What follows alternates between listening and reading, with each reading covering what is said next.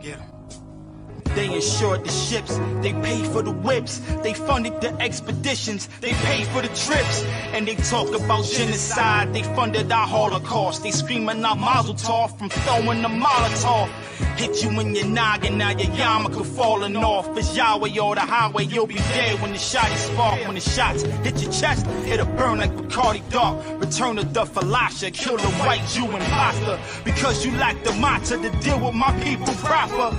Now you gon' have to deal with this bleeping shotgun, the slumlord. The moment you see me, you know you done for. You even see my face on your TV, you better run for it. The evil Hebrew, unequal, you claim to be the chosen people. The wrath of God come to see you. No respect for Israel, you criminals set the colony. You hate me cause I'm speaking the truth, you try to silence me. I believe in my God and in my gun. And you say, well, you don't really believe in God. If you believe in the gun, I believe in God and my gun. And I pray that He will bless you to shoot practice when it's time to shoot. When it's time to shoot straight.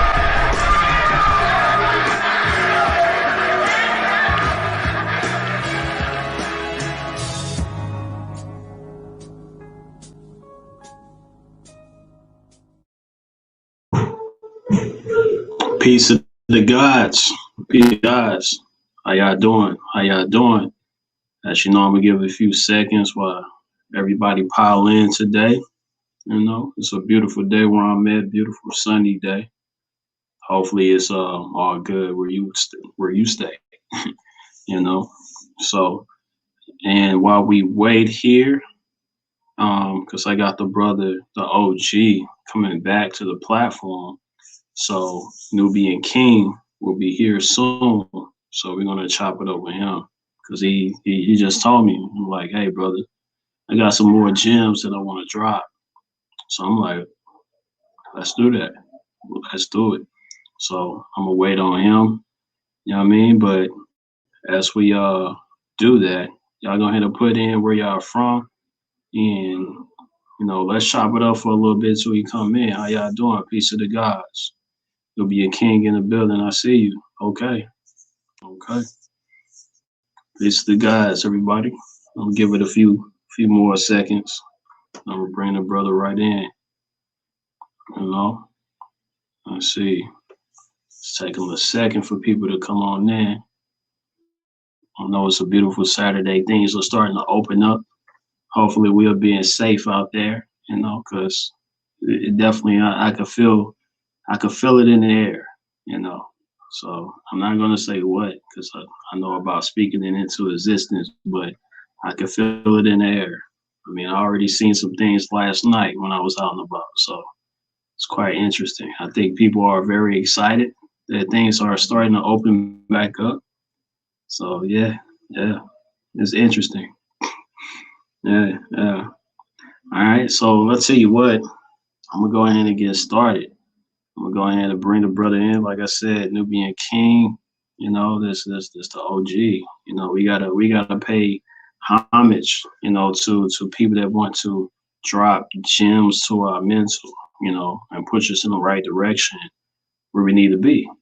You know, so someone made a good point the very last time I went live for you guys. As far as there's a certain generation that didn't really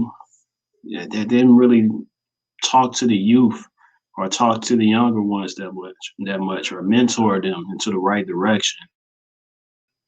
It almost seemed like this generation just kind of gave up, you know. So that's when it comes to the old versus young, or whatever you want to call it. Some people don't like to be called old, but the more mature than the more immature, I'm going to say. Yeah, immature. So without further ado, I'm going to go ahead and bring my brother in. Like I say, peace to the guys. Peace to the guys. Peace to the guys. All right. God. Yes, sir. Yeah. Yes, sir. Got the brother. How you doing? King, how are you today? I'm excellent, brother. Every time I see the face of the great brother, Nubian Godz, OC the Great, I know I'm doing good, brother. If I get to see your face like that again, you know, I'm blessed. Good. That's a blessing. That's a blessing. All right, God. I know you got a lot of things on your mind, things like that. I'm not sure if you want to hop into it. I know last time, I just kind of kicked my feet up and sat back and I'm like, you know what? Let me let this brother spit. So you was dropping so much gems. So yeah, yeah. So Well, definitely appreciate that. I appreciate you, brother. I want to say thank you for doing the work and providing the platform so that, we can come and share, wisdom, knowledge, and understanding for our people. I want to say thank you first from keeping that going, and to make sure I put a plug in to our people to make sure they contribute and support you so that we can keep this great work going, because we need information. We need correct information, and so I want to say thank you first of all, brother, for the opportunity to even speak. Thank you.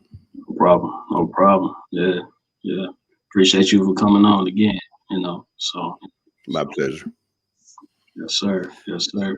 Yes, sir. Yeah. So what's on your mind? I know you told me a couple of things that you want to talk about. I'm not sure if you have to change your mind or, I'm not sure, So yeah, you got to sometimes we got to let the spirit, push us in where we need to go. You know what I'm saying? Well, so I know how that goes. I wanted to, just stick to 2 points that, I feel is very, very important for us as a people. And that's number one, Black, being called Black people. And then I want to get into breaking down the slave mentality, the Willie Lynch letter that created the slave mind. Want to get into it. Don't want to take a lot of time, but as we said before, we have to work on our minds. We have to be introduced to who we are. Our people have always been led to believe that for those that believe our salvation or our help or somebody somewhere, some else gonna do something for us. But my objective in this dispensation of the age of Aquarius is to introduce us to us, bring us to a greater understanding of who we are. And in the process of doing that, the ultimate objective is to reconnect to the power that we are gifted with. First, we got to deprogram, detox our minds from all of the poison, toxin, impurities, the lies and deception that we have been, buried in. And so tonight I want to stick with 2 points, which is being called Black people, the word Black, and the Willie Lynch slave mind. Now, I was actually introduced to this Black consciousness by a good friend of mine, sister, Skula, down in Florida. She lives in South Florida, Miami area. And one day, we talk pretty regular. She's a very close friend, over 15 years. And, I was saying Black people, Black people, our people, Black people. She said, look, bro, don't stop. I'm like, what? Stop saying Black. She said, I would prefer Nubian, and she didn't get into the real deep details about why Nubian as opposed to Black. So, I went and did some research, but, to just make a reference to where we are at now as a people in the age of Aquarius, another friend of mine from Chicago, great brother Ohave Ben Israel, he called and he said, hey, bro, let me ask you something. Do you know about this conversation Tom Joyner had with President Obama? I said, no, I don't know about it. So he said, check this out. So he led me to this particular document that he got from the Moorish nation. and it was a document from the United Nations. And brother, when I tell you, my mouth was open after going through this document with the brother. And I want to get into it because, you know, when you fighting the enemy, you know, the hardest enemy to fight or defeat is the invisible enemy. Okay. And when you are trying to wage war or defeat your enemy, you need to know details about your enemy. The who, what, when, where, and where he at, how many is it of him, his plans, his strategies, his strength, weaknesses, all the intel you need to know about your enemy. Now, here we are out here running up and down the street talking about Black Lives Matter. No, they don't. Black lives don't matter. You know, tonight, our listeners are going to go ahead. I'm saying people may take that clip and, you know, do what they want to with it. I'm going to have you to expound on that, you know, a little more. Yeah. Yeah. This going to be one of those broadcasts that you had to go back and say, man, Black lives don't matter. You run them down the street with an organization started by, you know, some sisters and everybody out there. Black lives matter. Black lives matter. No, they don't. But let me tell you why. All right, let's get into it. Here we go. Now I'm explaining to you why Black lives don't matter. Tom Joyner, before he retired, he was the biggest African-American syndicated radio show on air. When Tom keyed that mic and spoke, millions across the nation heard him. And when President Obama was on this show, this is what happened. Tom Joyner, he said, it's our first Black president of the United States. President Obama replied, Tom, I don't look at myself as the first Black president because the word Black has no standing at law. What do you mean the word Black has no standing at law? Not really clear about that. So we had to get into it. I'm reading from the United Nations Office of High Commissioner on Human Rights. This is not something I'm making up. You see, when you're dealing with these people, you have to know what motivates them, how they think. This is information due to understand what you actually fighting against. It's their laws, their courts, their judges, their lawyers, and they've made laws that we are not necessarily knowledgeable, aware of. Okay. And it reads like this. There could be no realization of the rights of the child. Now, when it says rights of the child, we know they're talking about adults too. So when it reads child, you know, it's talking about adults. There can be no realization of the rights of the child when it is a known international fact in domestic and international law that Black and the word Black has no standing at law. Black, the word Negro. Negro is Italian, French, but Negro means Black. Okay, Black children the world over have no rights and they have no human rights. Black children the world over are not entitled to protection under the law, and there are no international obligation nor mandate to protect them. Because in accord with international law, IPEDS US SF-181 form, the Dred Scott decision of 1857, descendants of Africans have no rights which any white man was bound to respect. These laws still on the books. Now here's a side note.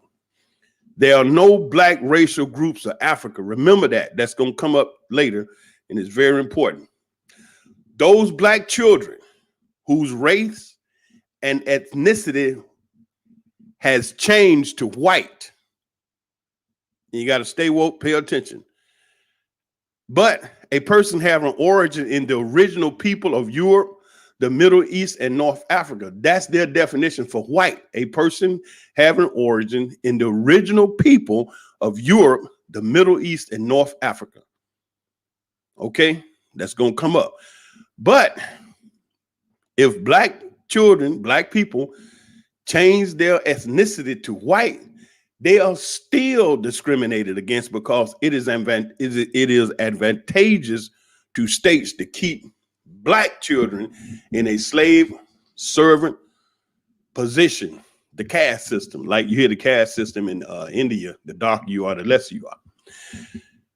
United Nations Office of the High Commissioner on Human Rights and or United Nations are not dealing with the fact of race and ethnicity on the planet. Further, without facing the reality that all states categorize their people as this relate to climate change and enjoyment and rights of the child,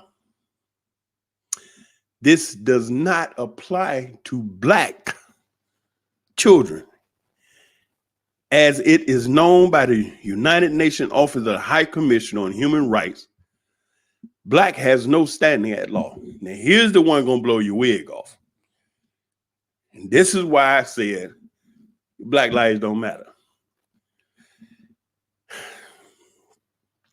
The United Nations Office of the High Commissioner on Human Rights and or United Nations and states have no obligation to enforce, defend, or assert rights of the child as it relates to black children or people, because under the United Nations own charter, they are not human. Boom! There you go. There you go. So you running around, Black Lives Matter, Black Lives Matter, Black Lives Matter. Our own people are caught up in it. But right here in the United Nations, the laws, when we say United Nations, we're saying all these nations combined together agree to this,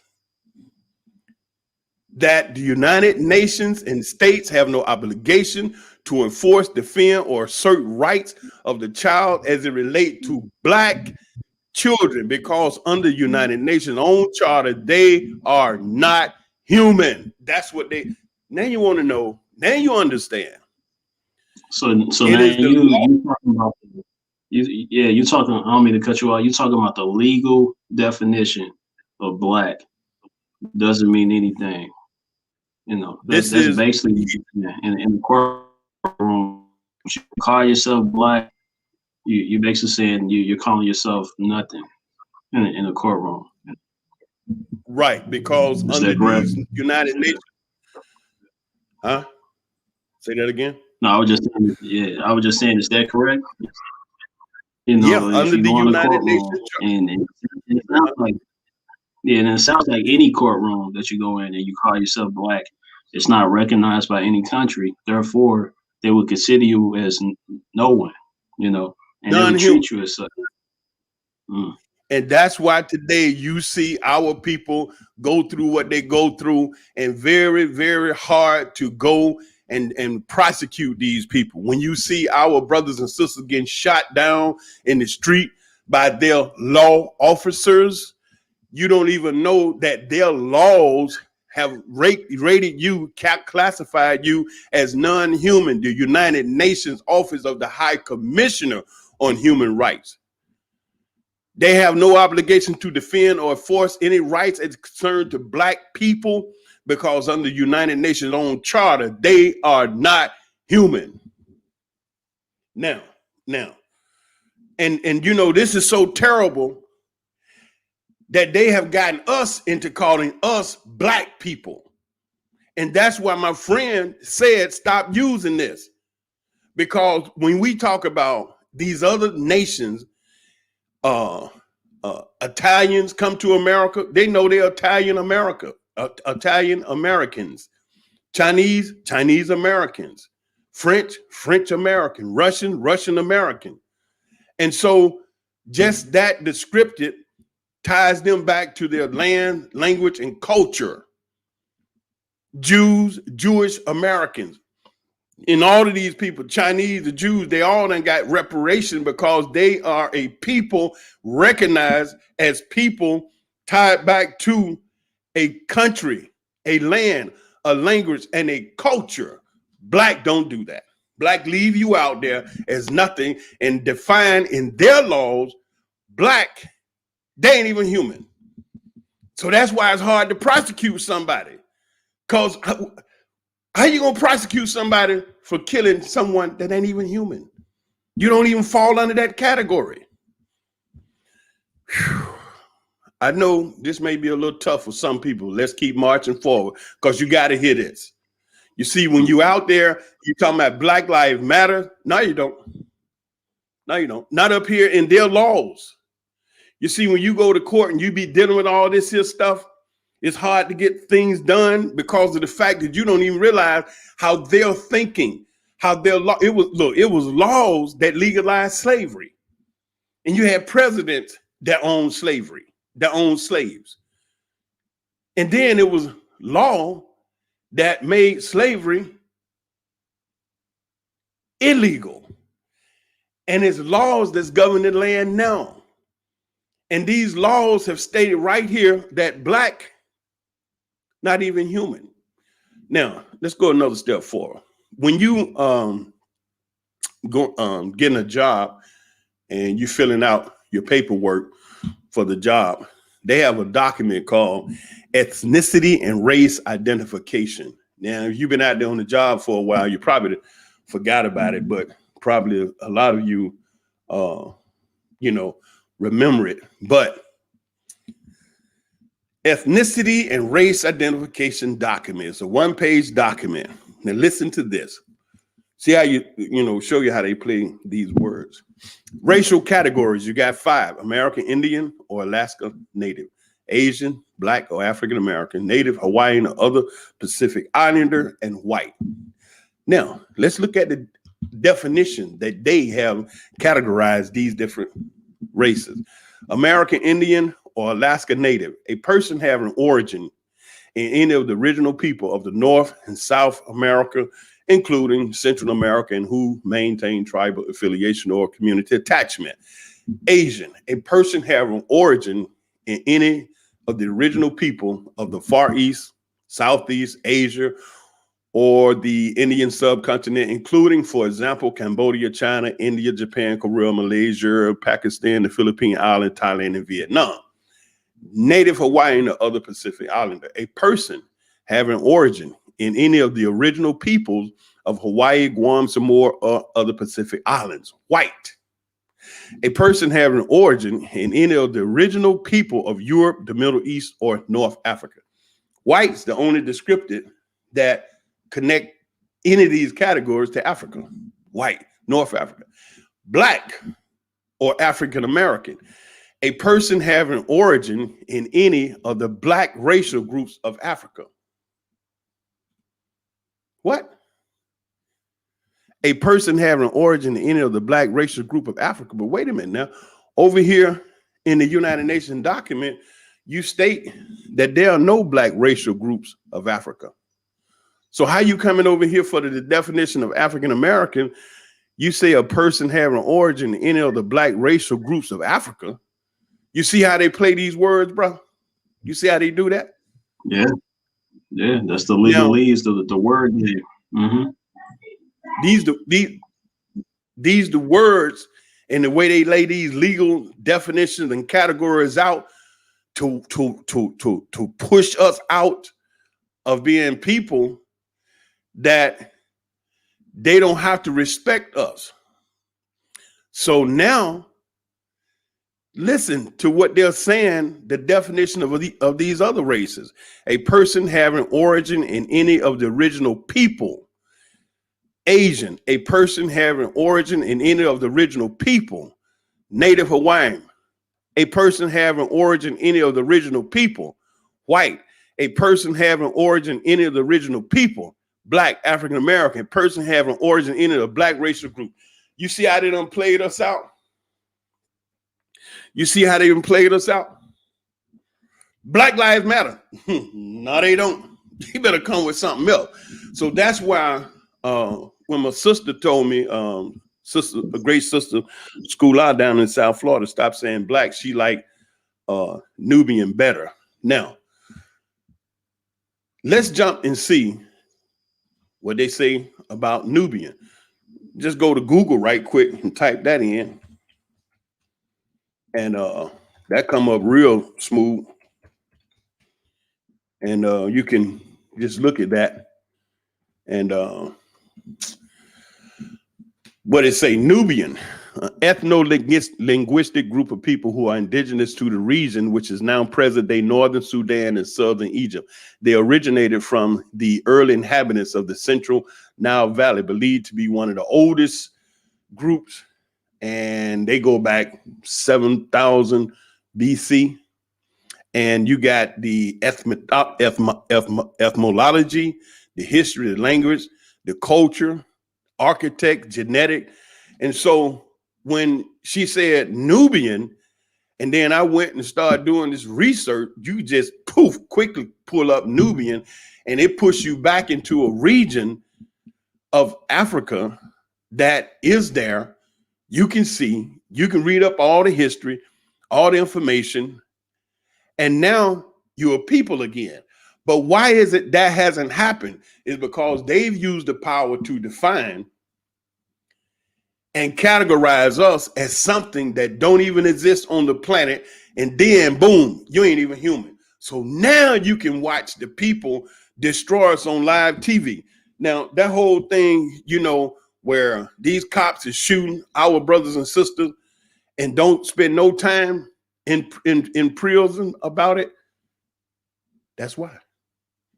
Because you're nothing. According to their law. It is these laws that they whoop us the bits on, because these laws are still on the books. And so these are things that we have to know. And so now my solution and my admonishment to our people is that we begin to define ourselves. We use the power to define ourselves. You know, back in the day when we was out there marching, you know, they grabbed the power to define, to say, this is what y'all want. Good jobs, a good education, yada, yada, yada, integration and all that. The worst thing ever happened to us when we start integrating amongst them, you know. And so I go back to Black Wall Street, Tulsa, Oklahoma, Greenwood. We was to ourselves, you know. We was to ourselves. And we talk about that a lot. There's a book that I've been reading called The Black Holocaust. And but believe me, bro, wow. And a lot of those brothers and sisters was in their 80s. And this was like 1920s. So they being in their 80s, that means what? They was born into slavery. So if they were born into slavery, they couldn't read, write, or get any kind of education. But then when they get 80 in 1920, they walk around Black Wall Street with more money than everybody in the whole state. This is what we do when we to ourselves. And so we have to know this type of information. No, Black lives don't matter according to their law.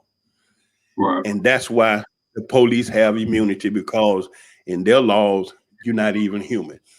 Now, okay.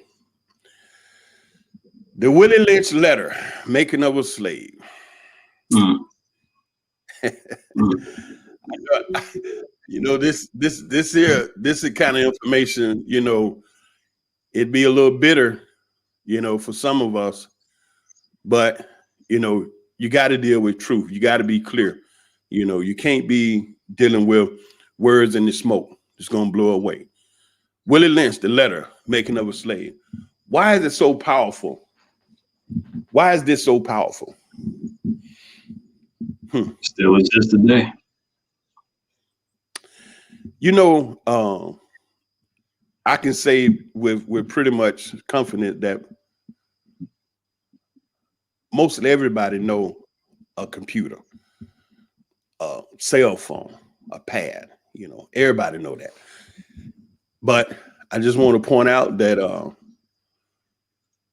in these devices, the computer, it comes with a pre-programmed program. Back in the day, you know, they came out with the computer, personal computer, and it had a big floppy disk to it, 5 1/4, I believe what it was, 5 1/4. And this big disk is what the program was on. It was the DOS disk operating system. And you needed that program in order to make the computer work.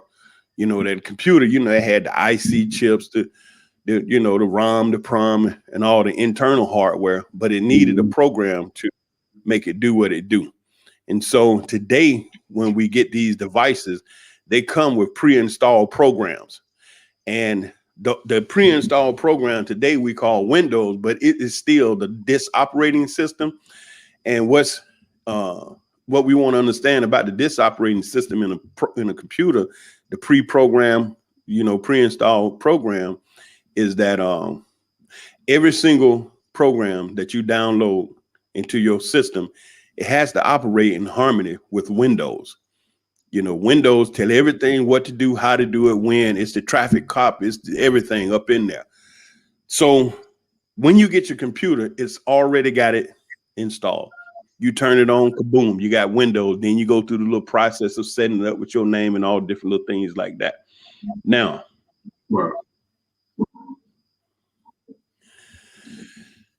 how does that play into this Willie Lynch making of a slave? This is the programming that have taken place with our people. When you hear our people say, man, why they do that? I don't understand why they do that. What would make them do that? I don't understand. Why would they do that? Well, why black people do? Black people, they just, always talking about black people. Why, well, guess what? We've come with a pre-installed program, and it's called the slave mind. And I know for some of us, we ain't gonna want to hear this, but believe it or not, too many of our people running around here operating on a pre-installed program in their mind called Willie Lynch, the slave mind. Here it is right here. This speech was said to have been delivered by Willie Lynch on the banks of the River James in the colony of Virginia in 1712. Lynch was a British slave owner in the West Indies. He was invited to the colony of Virginia in 1712 to teach his method to slave owner. Now, I'm born in Atlanta, Georgia, and my sister, she told me I was mispronounced Virginia. The same great sister school out there told me about stop saying black. And so we want to use the word Nubian now. So I think I'm mispronouncing that word Virginia, whatever.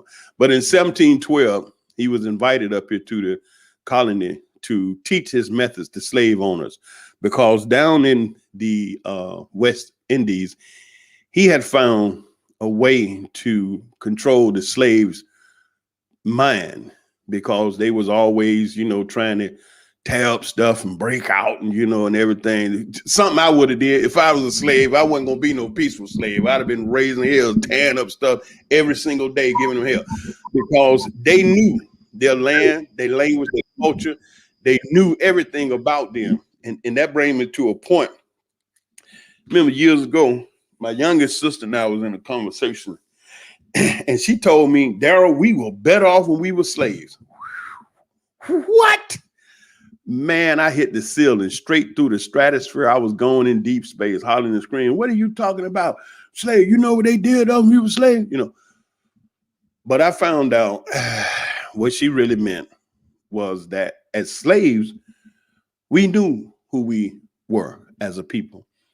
We knew our land, our language, our culture. There was no second guessing. Nobody had to tell us who we were, where we were from. But here, 300-400 years later, we got a lot of our people running around thinking we Americans. No, you're not. It's a lot of brothers and sisters that are indigenous to that land, that when this heathen Columbus showed up and his cronies, there were already 59 million beautiful, luscious, delicious brothers and sisters there on the eastern seaboard. I had a real long meeting with the chief of the Ishi tribe. A great friend of mine, Brother Alex Bay, is a member of the Ishi tribe. And so I was fortunate to be able to sit with the chief, and he laid out a lot of history. And believe it or not, they have changed their status, you know, in the United Nations, and they have gotten their land back, which is in South Carolina, and they are in the process of working on developing it, because they understood all this that I'm talking about, and they went in, changed their status, corrected it, and got the recognition under the United Nations of being indigenous, you know, people of that land, and got their land back. Now, before Columbus came, there were 59 million beautiful brothers and sisters. And then when they started the slave trade, a lot of those brothers and sisters got caught up in slavery because we looked so much the same. Well, in 1712, this bandit, Willie Lynch, told these people this: "Gentlemen, I greet you here on the banks of the River James in the year of our Lord, 1712. First, I shall thank you, the gentlemen of the colony of Virginia, for bringing me here. If I mispronounce that word, just know I'm from Atlanta, Georgia, and I probably slaughtering this up, Virginia, for bringing me here. I'm here to help you solve some of your problems with your slave. Your invitation reached me on my modest plantation in the West Indies, where I have experimented with some of the newest and still the oldest method for control of slaves. Ancient Rome would envy us if my program is implemented, as our boat sails south of the James River, name of our illustrious king, whose version of the Bible we cherish, King James version of the Bible that a lot of our people don't even know. The King James was a flaming faggot that was sexing his 13-year-old cousin named Esme. And Esme, because of this sexual relationship he had with the king made him the Duke of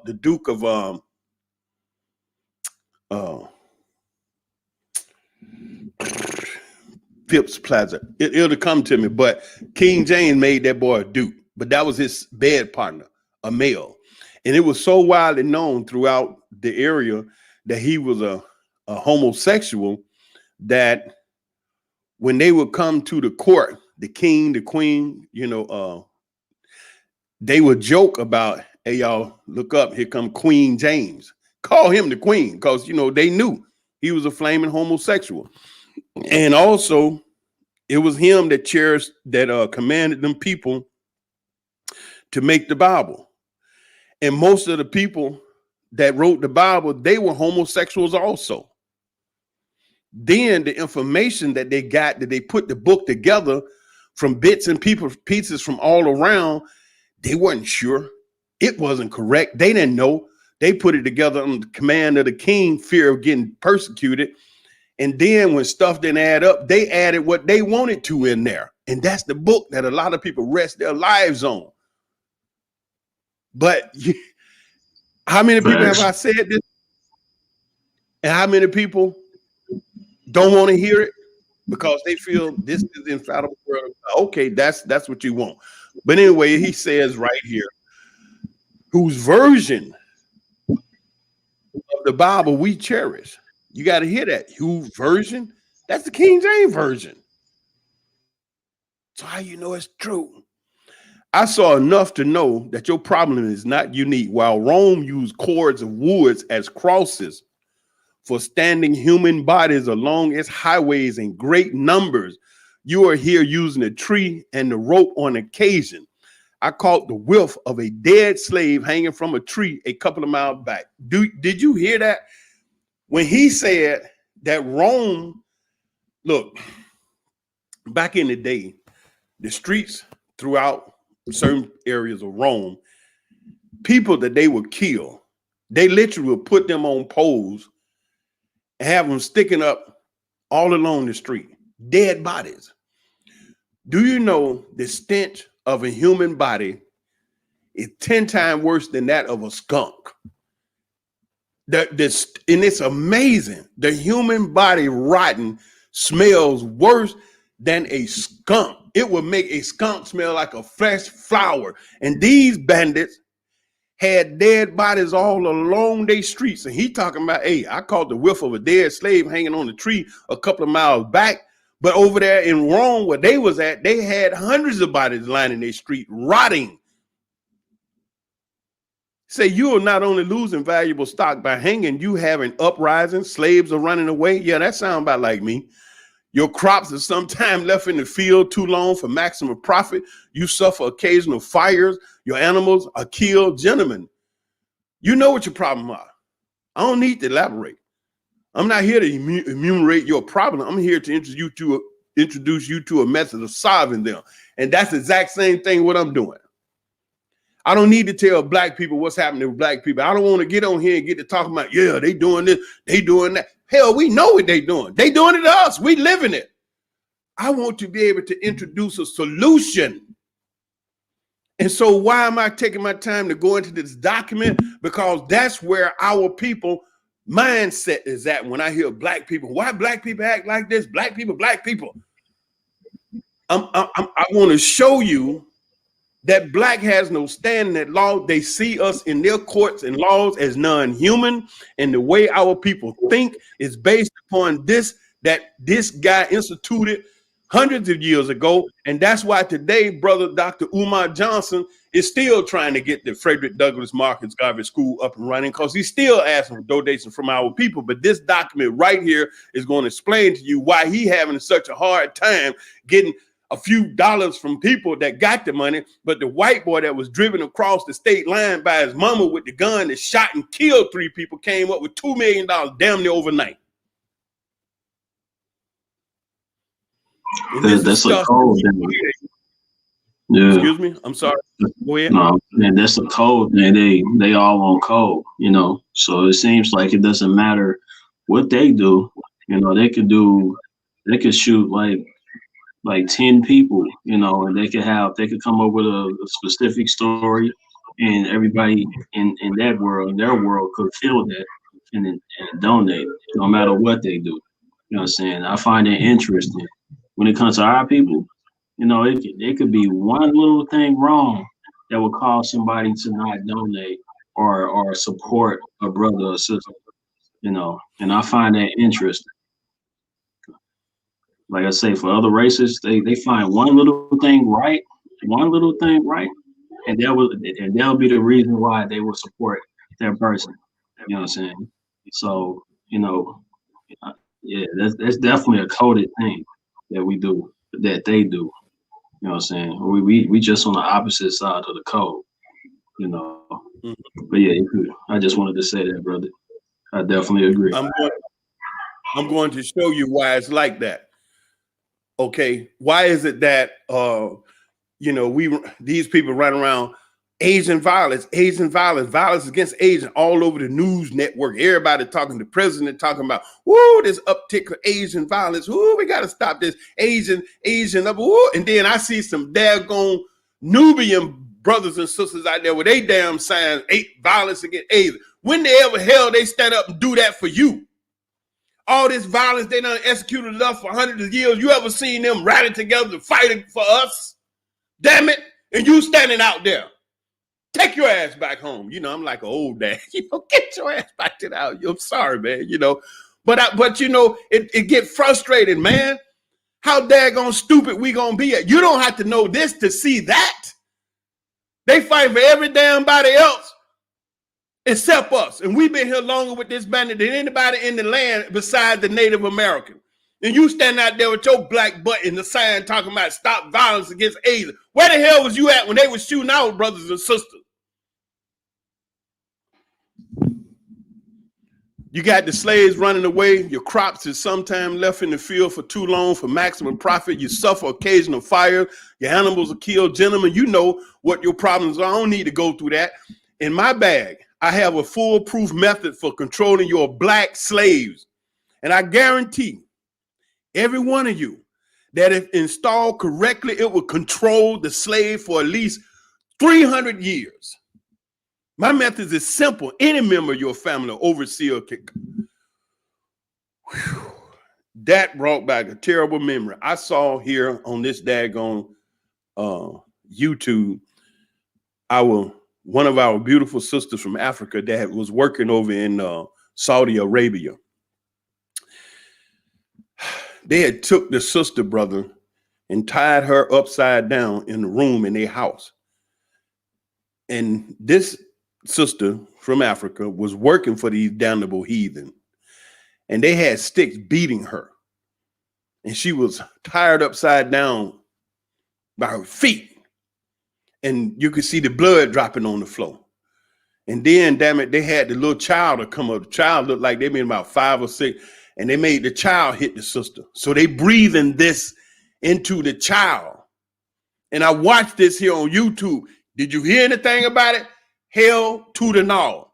Did anybody say anything about it? Hell to the no. Why? Because their law say you ain't even human. And that's why this stuff is going on. And our people don't even know right now that they selling brothers and sisters over there in Libya after they killed Gaddafi.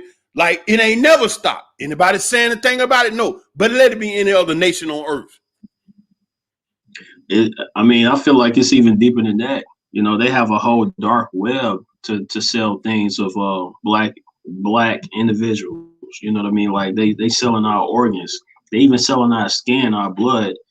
They extracting our melanin.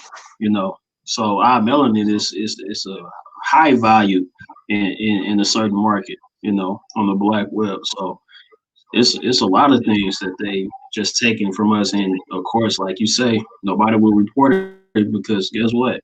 You know, if we say we don't matter, you know, then that's just what it is. They're just going to treat it as such, you know. So until we have an actual country to back us up, I mean, if we continue to say that we're black, but we're not backed up by the country of black, you know, which obviously doesn't exist, or even the country of African American, which doesn't exist, you know, until you're backed up by a certain type of country or the UN or whoever, you know, people are just going to treat us as such. They're going to treat us like we're nothing, you know. So absolutely, yeah, absolutely.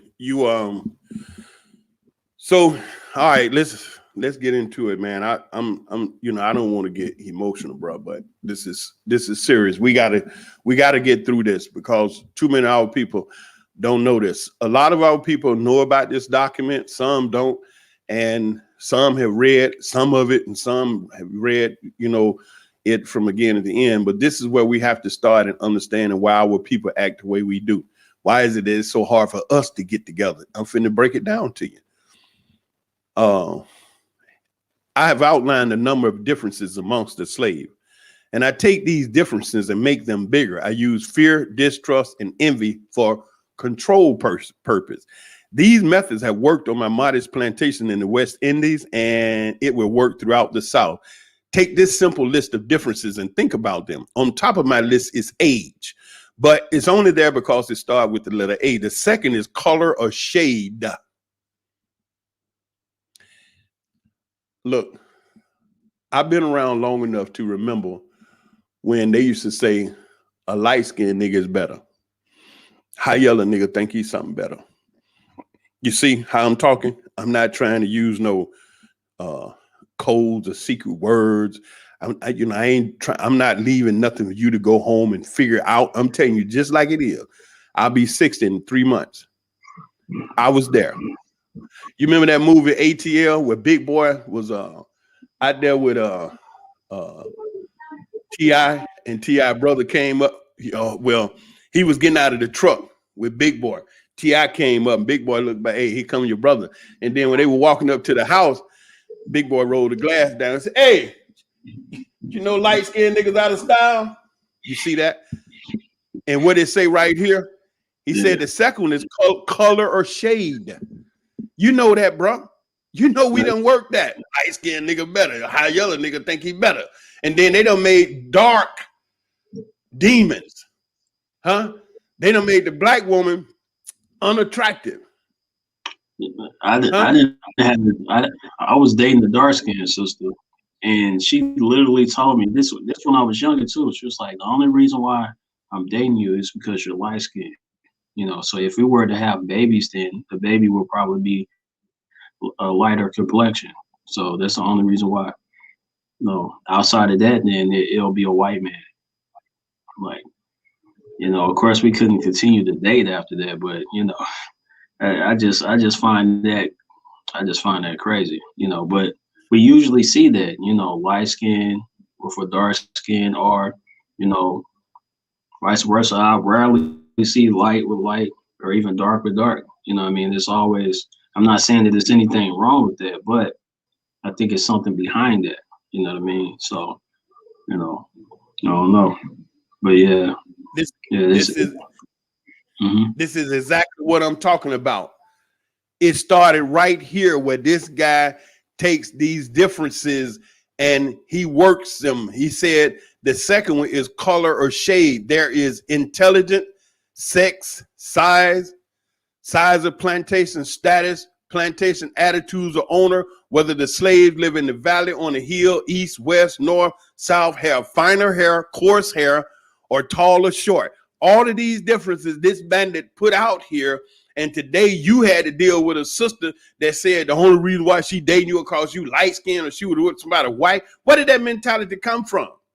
Where did these come from that say dark skinned sisters are not beautiful? Where the hell they come? Right here. Right here.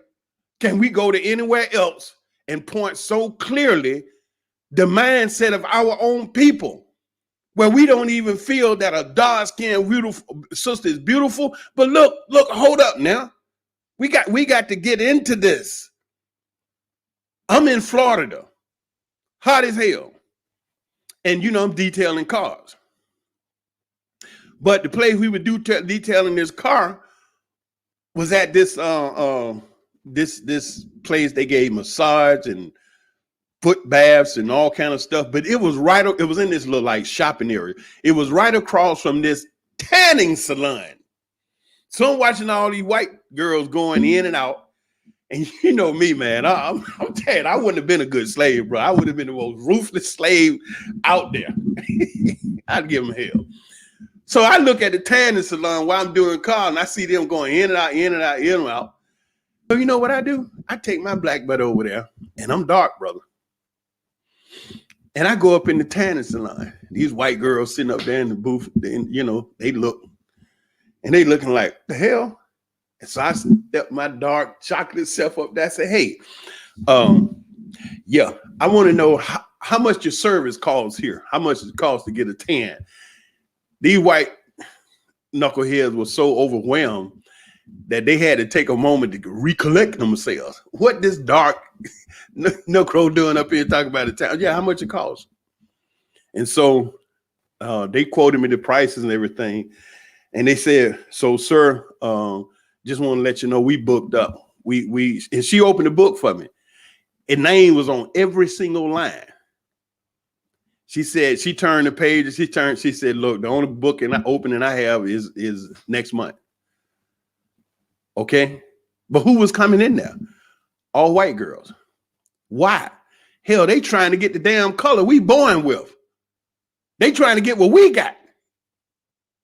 They all up in the tanning salon paying money to get what our people, too many of our people been convinced is not beautiful. Dark, lovely, chocolate, sexy Nubian queens. They trying to buy it. They want it so bad because they see how beautiful these sisters are. Man, you know what makes me feel good, bro?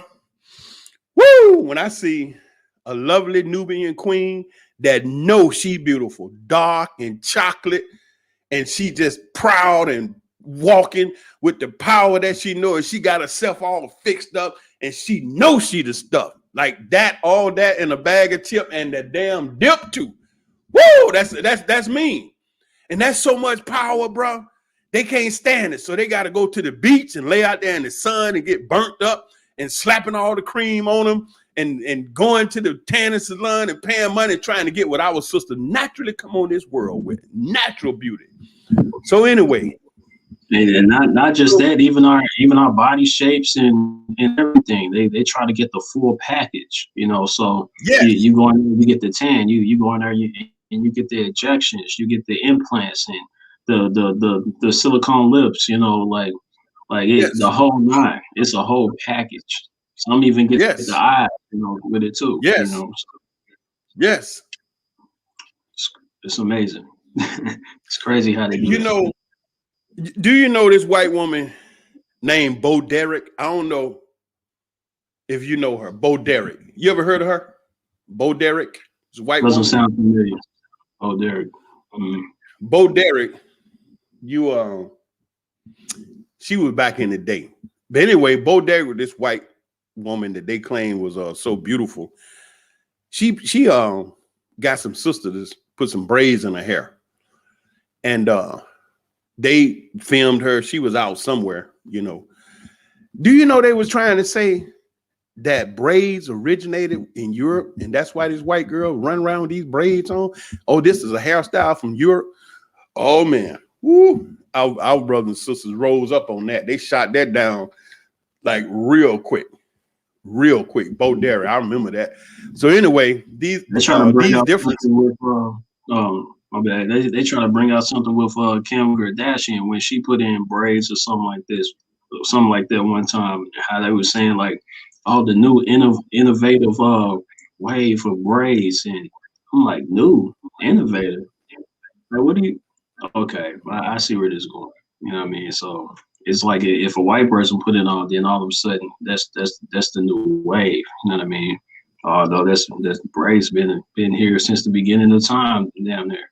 You know, so but yeah, it's just interesting. You see the Buddha, the big Buddha sitting over there. What he got? There was a doggone African on the Buddha head. You know what I'm saying? The Buddhist, this big dude sitting up there, he got his head hooked up with an African Edenic style. So all these different, personalities they're using to inbreed differences in us: intelligence, sex, what's that? Sex, size of plantation status. Okay, whether you live on the east, west, or north side, have fine hair, coarse hair. And so these are differences. Like when you get people, some people that have education, oh, they too good to come back to the family. They get their little education. They move out on the west side, east side, north side, wherever they move with their little degrees and, they doctors and stuff, got a little paper. So they're going to move away from the family because they don't want to be dealing with you, because you broke. Or, you need some money. But this is family. Look, man, I done lived in Africa, Northeast and West Africa. I'm headed down to South Africa the next trip. And I've been with brothers and sisters. They ain't had much. And the way that they made it was working together. When I went, the first time I went in Africa, I was so culturally ignorant.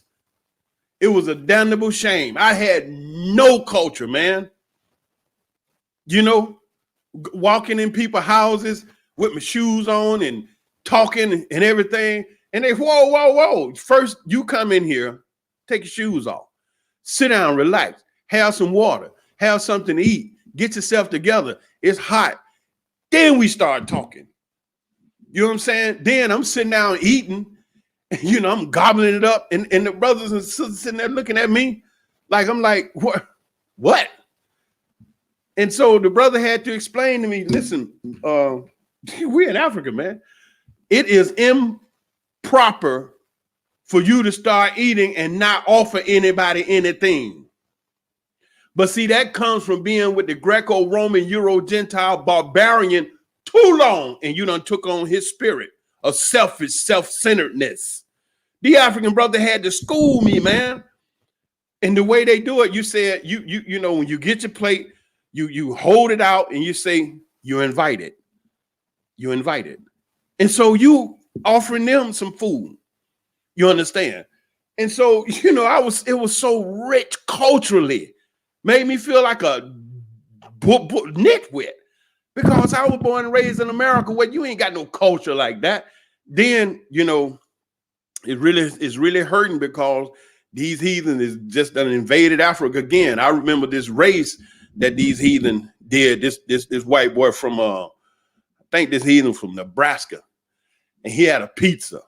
He had all the African brothers and sisters lined up because he said he wanted to see who ran the fastest. I ain't like it. You know, I got to hold my peace over here because, you know, so he told him whoever get to the pizza first can have it.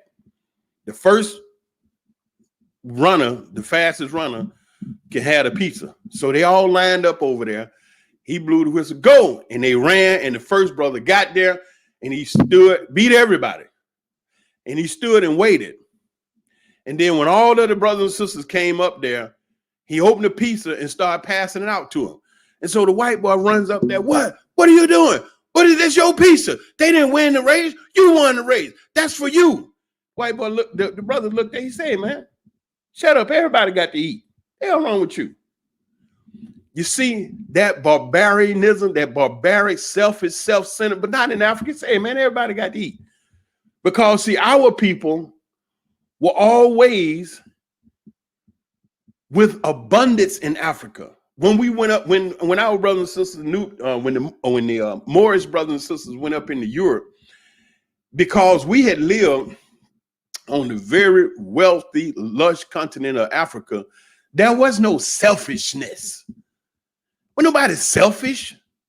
But when they went up into Europe, in the rock pile with the barbarians living up in there, it wasn't enough. They existing, etching out of existence, wasn't even living. And so these were the heathen that lay with the animals. And it was the intelligent brothers and sisters out of Africa called Moors, which was black. They call that color. The Nubian brothers and sisters that came up, they educated these heathens. You know what I'm saying? And bathe them up, got the lice out of the hair, and they use that black soap, man. That black soap, boy, I'm telling you, I don't care if you have dead. That black soap feel good, partner. And you know what? That black soap, man, you can use it down to the smallest piece. But that little bit of small piece of black soap, it'll lather like a big bar, and it feels so good. So they washing up these damnable heathens in the rock piles of Europe with black soap, cutting their hair, get rid of the lice, and told them, look, y'all can't be living in here with the animals. Everybody's shitting all over the place. You got to put the animals out there in their area, and that area is called corral. You corral together, and that was the first mention of the word corral. And so now these barbarian beasts, they're feeling good. And then they slap a little of that shea butter on them. These busters is feeling nice and they loving it. But what happened? You don't change their nature. So what's the nature of the beast? They wind up killing the Moorish brothers and sisters after they had educated them and got them straight. Then they came out into the world and say, we did it. And so this world has been on the dominion of barbarians. So anyway, the black slave, after receiving this indoctrination, shall carry on and will become self-refueling and self-generating for hundreds of years, maybe thousands. You remember how we used to say back in the day, man, niggas so stupid. If it ain't no back door, he'll make one, because you got this slave mentality. So don't forget, you must pitch the old black male versus the young black male, and the young black male against the old black male. You must use dark skin slave versus light skin slave. There you go. That's that color differences. So we have to know why our people think like this, why they see light skin as better, because this has been ingrained for hundreds of years. And if it don't be nobody that come and lay this out and point it to you and help you understand why you have that type of mentality, you'll never break it, because he said this stuff would regenerate itself. So it has to be somebody to sit you down to go over this line for line and help you to understand that this bandit taught these other bandits how to make you think that dark-skinned sisters are not attractive. And so he taught them how to pit the female slave against the male slave and the male slave against the female slave. And then you look up today, we got these couples in these relationships arguing with each other like hell. And then when I come in to find out what they're arguing about, it ain't about nothing. I'm down there in Florida, and I happen to be with this brother that he was a college lineman going pro. I'm a big brother myself, but this brother was bigger than me. He was about 6'4". I mean, this brother was huge. And he and his girl got to arguing. And you know, I'm kind of like, hey, I got to D up, you know, because in my mind, I'm like, if this big dude break loose, I'm gonna have to put in the work. You know what I'm saying? I need a football player. I'm a football player too. And this sister was kind of provoking it. And in my mind, I was saying, baby, shut up. This dude, he looked like cause I'm probably gonna have to shoot him. This is a big dude. He's like FSU lineman, man. Baby, don't rile this guy up because I don't want to have to hurt this dude. And she kept going. And then he was in the kitchen, and I'm standing in between the kitchen and the living room, and she talking, and he ran toward her, and I put my hand on the door and used his leverage and dropped down, and big boy hit me, and I went, oh, I think I had some work. I stopped him. But then the sister, man, I think, well, ain't no think. She told me. She said the only reason why she did that because I was there. I stopped it. I said, baby girl, are you kidding me? You done put my life in danger. You that was wrong. You shouldn't have did that. You shouldn't have did that. And then the brother, I'm just so thankful. He didn't run and do nothing to her. He ran out of the house and got in his truck out there on the street. His truck was parked on the street. And so I had her in the house. She wanted to run out there. And I kept holding the door. And she said, no, let me go. I said, no, because they had just moved in the neighborhood. And I didn't want these brothers and sisters to be out here at night in the damn neighborhood, arguing and raising hell. And you got several different neighbors around there. So I don't want y'all to go in the street acting like this. You just moved in this house. So I had the sister in the house. I'm holding the doorknob. She hollering and screaming, let me out there, let me out there. He just sitting in the truck chilling. So I said, if I can get her calmed down. Man, do you know when I sat down and talked to that sister, you know, they weren't arguing about nothing. It was some dumb shiggity. And so here it is. He said, you must pit the female slave against the male slave. And then today we be going through things with each other, man, that don't add up to diddly squat. And when you calm down and really get into it, you ain't arguing about nothing. And you can't even really understand why y'all arguing. Why it got to be a battle? I mean, this your woman. Ain't y'all laying up with each other and having fun, enjoying each other in the sheets? But then you get out the sheets, you enemies.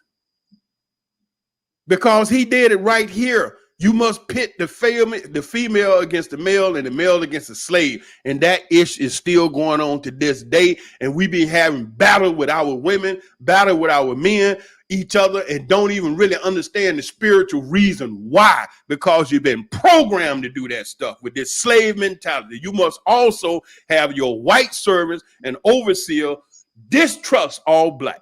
That's why today, even they don't even realize they was affected by slavery. Because when they see the black man or woman show up, they start having problems.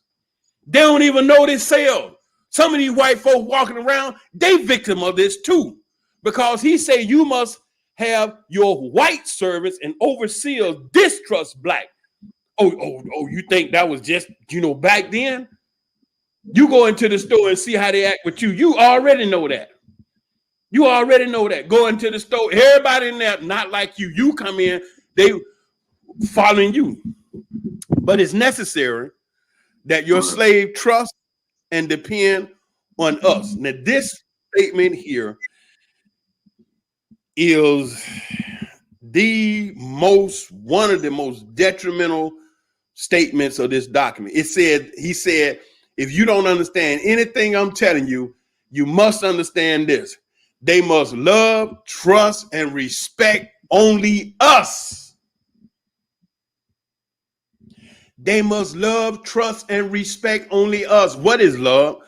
Love is doing good things to and for the one you say you love. If I love you, baby, I'm not finna light your cigarette for you. Cigarette's not good for you. So I trust you. Haven't you heard our sister say on many occasions, oh, she got trust issue. She got trust issue. But then the trust, it had to be something done by the brother to build up her trust. That give her the reason to be able to trust him based on his works. If you doing something sneaky around, you laying in the bed at night and you wake up in the middle of the night and you texting under the sheet with your back to each other. And then your partner wake up and see you over there and you texting and got your phone on silent, no vibration, and the light under the sheet. What the hell you think she gonna do? Oh, she gonna wake up in the morning and trust you. Come on now. I mean, come on. You be doing that. You know what I'm saying? You know you be doing that.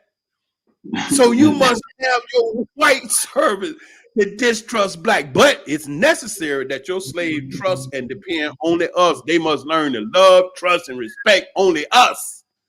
That's why they're saying all that dumb stuff about Dr. Umar Johnson and the money.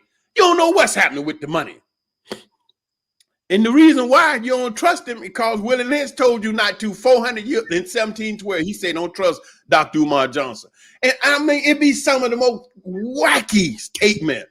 Where the hell do they get this from? Then I tell my people, hey, you ever think about taking a trip to visit Africa? Hell, I didn't say move and stay there. I said visit. What? Africa, man, they take your passport over there and you can't come back. Didn't you just see this brother get shot? Didn't you just see them hang this brother? Let me ask you a question. What the hell you want to come back for? Right. So I'm like, if they take it, hey, so be it. I'm cool if they take mine, you know. I'm just saying.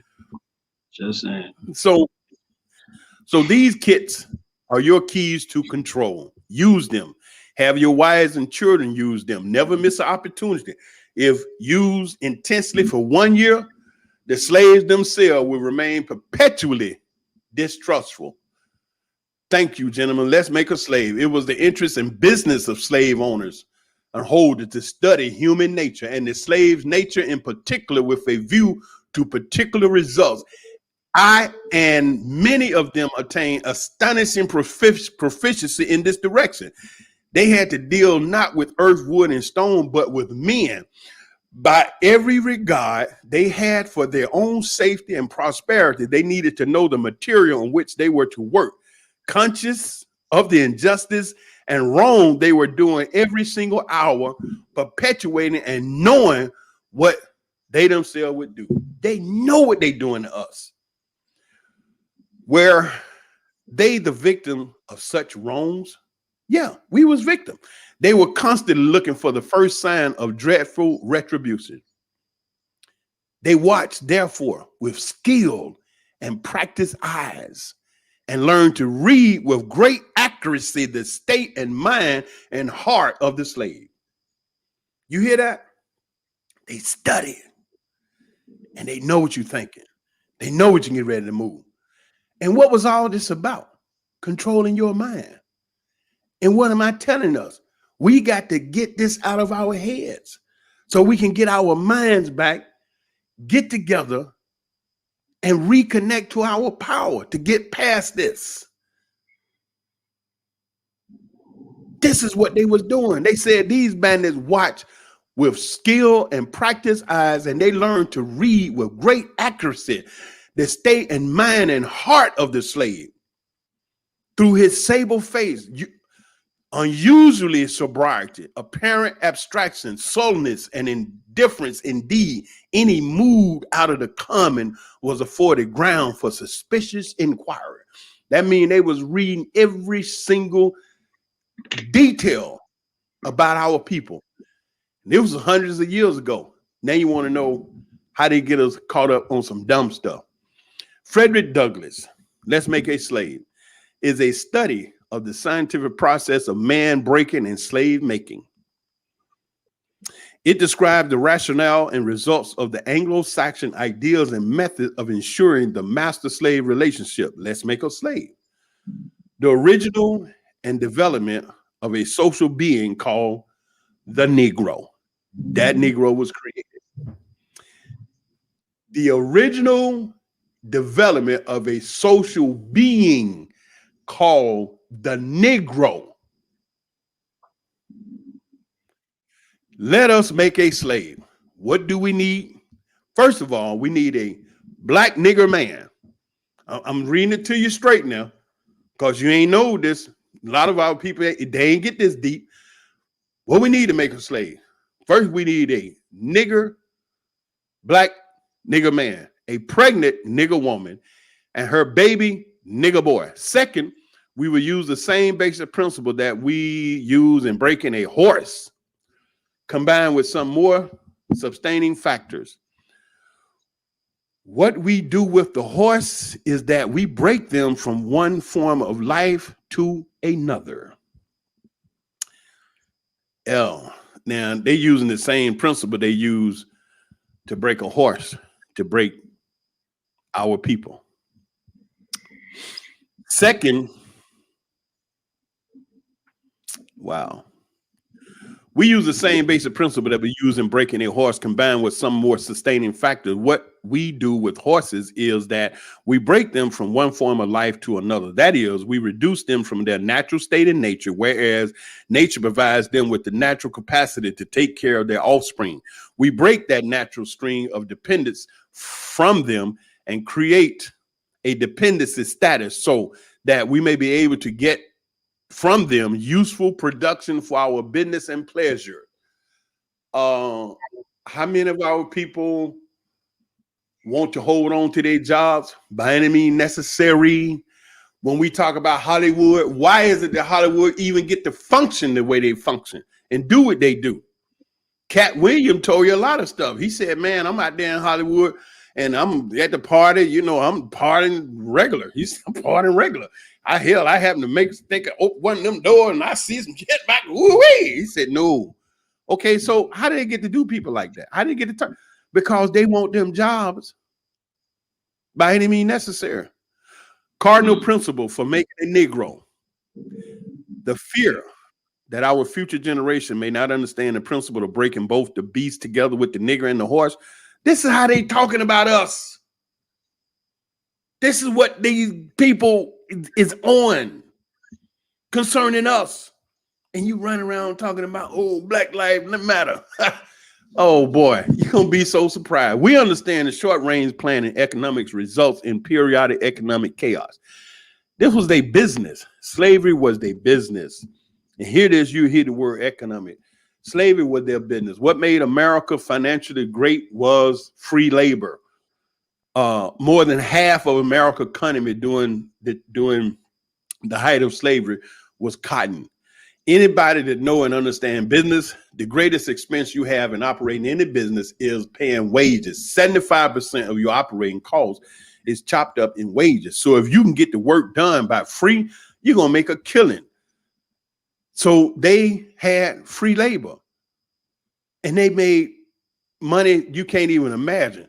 So we understand the short range plan and economic result in periodic economic chaos, so that to avoid turmoil in the economy, it requires us to have breadth and depth, long range comprehensive planning, articulating both skills, sharp perception. We lay down the following principle for long range comprehensive economic planning. Both horse and niggers are no good to the economy in the wild or natural state.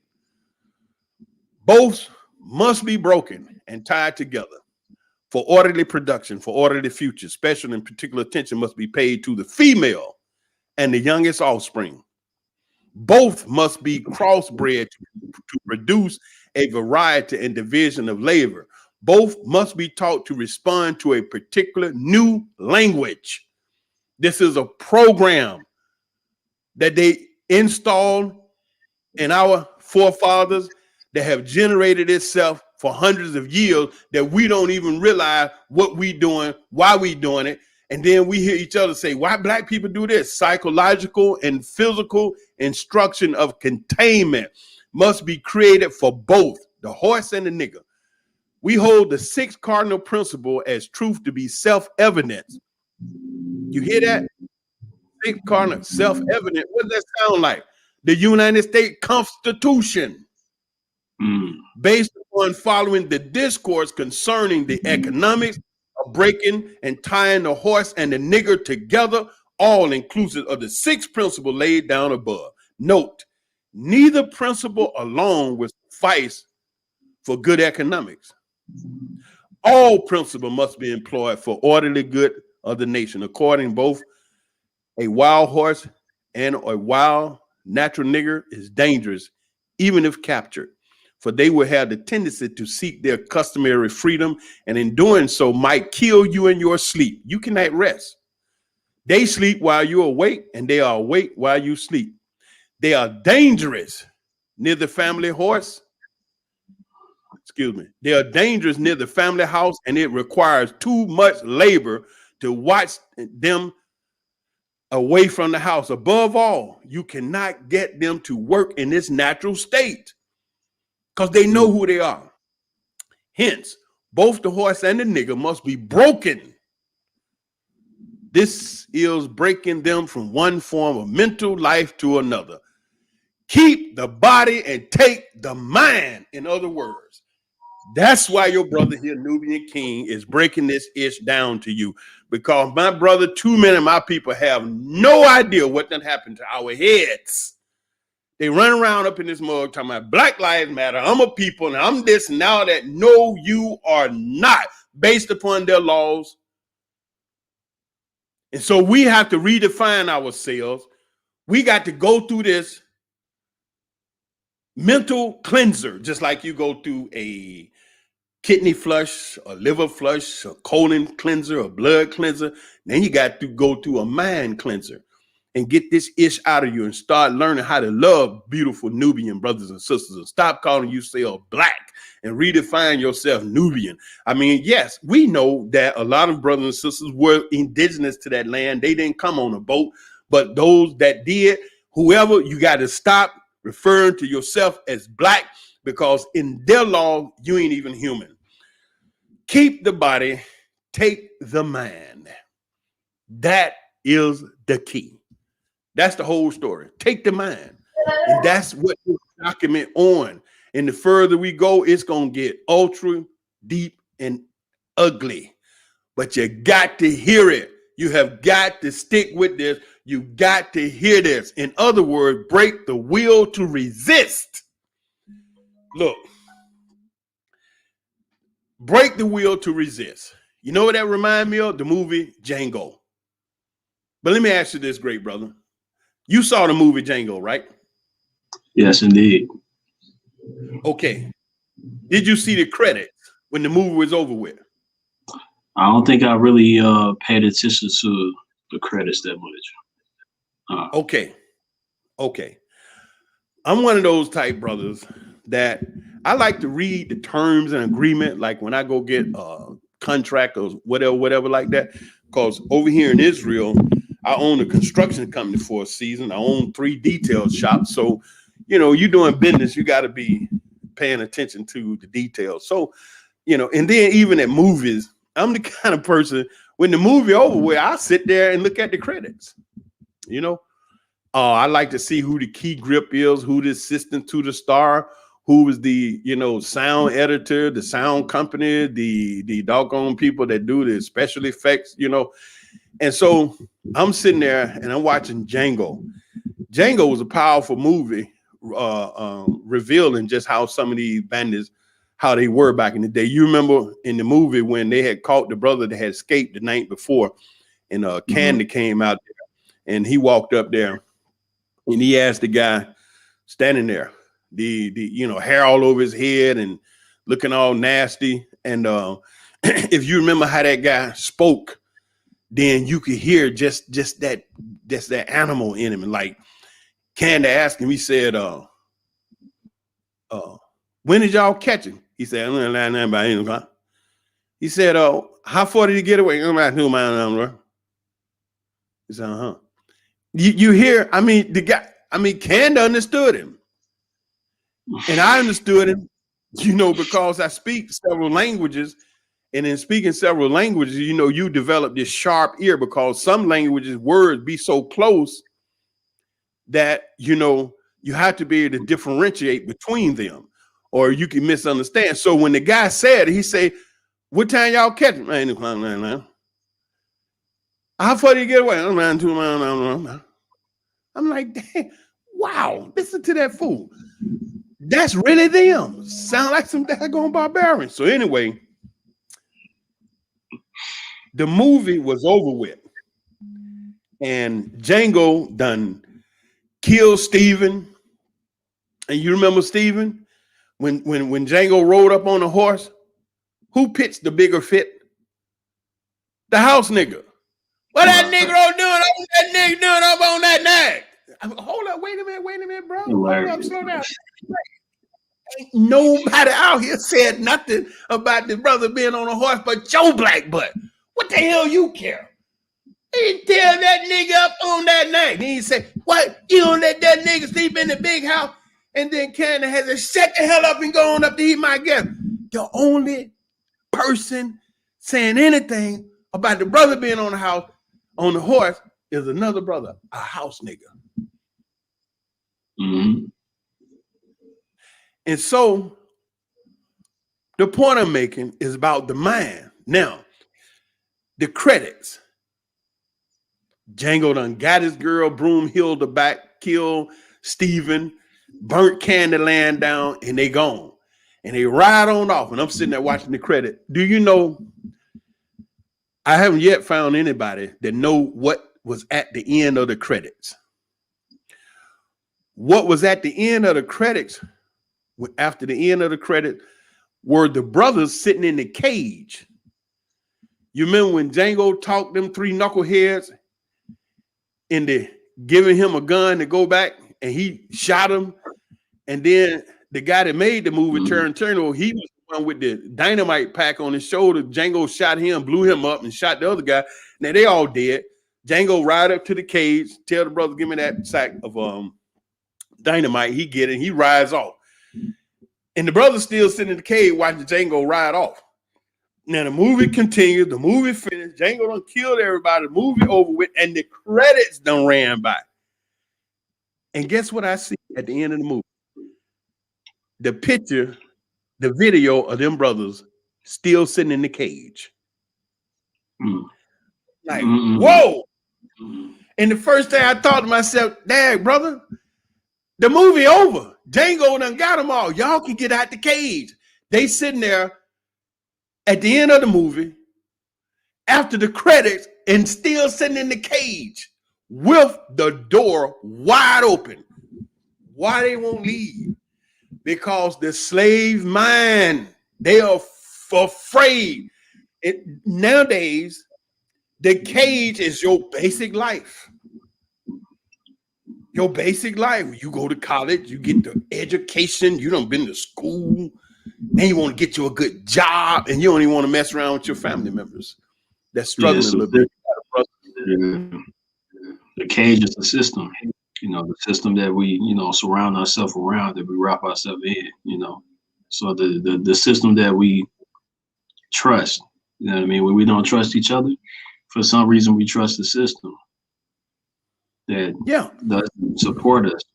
It doesn't support people that they call black people, which is interesting. We don't trust each other, but for some reason we trust the system to do what it's supposed to do. Because of that mind. Taking the mind. He said it. To keep the body, take the mind. Pay literal attention to the generation of original breaking, but concentrate on future generation. Therefore, if you break the female mother, she will break the offspring in its early years of development. And when the offspring is old enough to work, she will deliver it up to you. You hear that? If you break the female mother, she'll break the offspring. I remember seeing this report by this CNN guy, Anderson Cooper. They were having a protest over there in the States about something. And this sister went out there and she literally whooped her teenage son away from that protest. They caught it on film and they found the sister, and Anderson Cooper went to interview her. And I remember that the sister was standing there, telling Anderson that she didn't want her son out there because she didn't want him to, risk getting in trouble, which that was good. But it was just the way it looked. And then when they took a picture, I remember the sister standing right there, right up under Anderson Cooper with a big old smile on her face. But that young son, he was a teenage son. He was standing kind of way off from them. And he had a look on his face like he was just broken. That image come to my mind when it say this here: if you break the female mother, she'll break the offspring in its early years of development. And when the offspring is old enough to work, she will deliver it up to you. For her normal female protective tendency will have been lost in the original breaking process. For example, take the case of the wild stud horse, a female horse and an already infant horse, and compare the breaking process with two captured nigger males in their natural state. A pregnant nigger woman with her infant offspring take the stud horse, break him for limited containment, completely break the female horse until she becomes very gentle, whereas you or anybody can ride her in comfort. Breed the mare and the stud until you have desired offspring. Then you can turn the stud to freedom until you need him again. Train the female horse whereby she will eat out of your hand, and she will in turn train the infant horse to eat out of your hand also. When it comes to breaking the uncivilized nigger, use the same process, but vary the degrees and step up the pressure so as to do a complete reversal of the mind.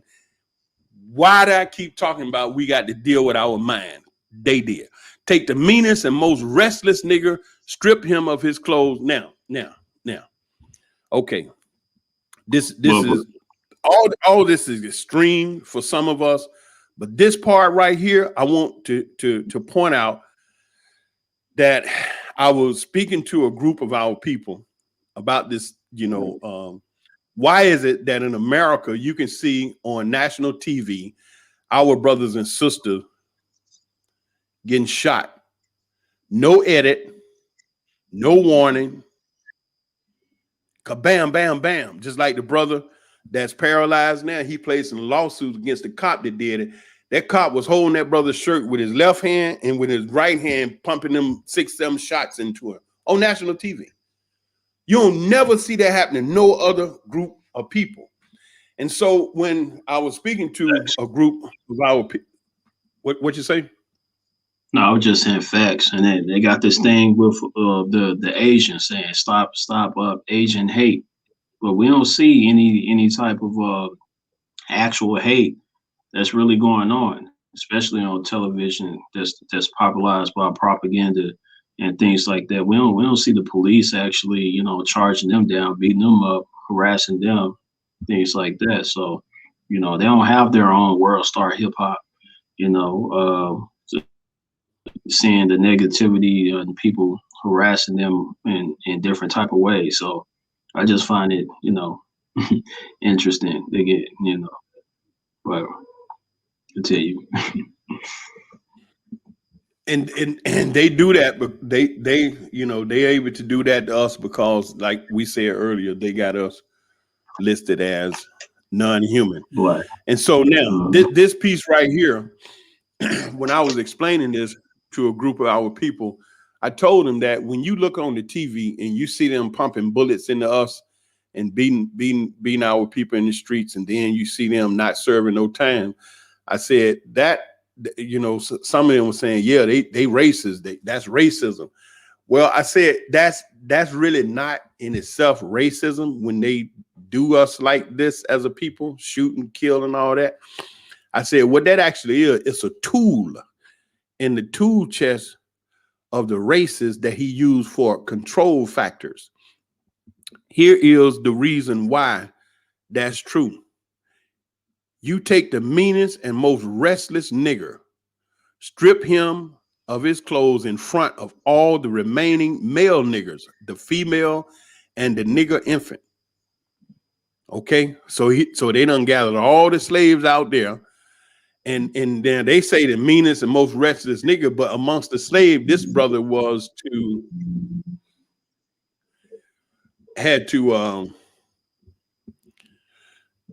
this was the brother that everybody looked up to. Okay, he had a lot of strength, and he was a role model. He was the most powerful brother, and they really looked up to him. But here they say the most meanest nigga.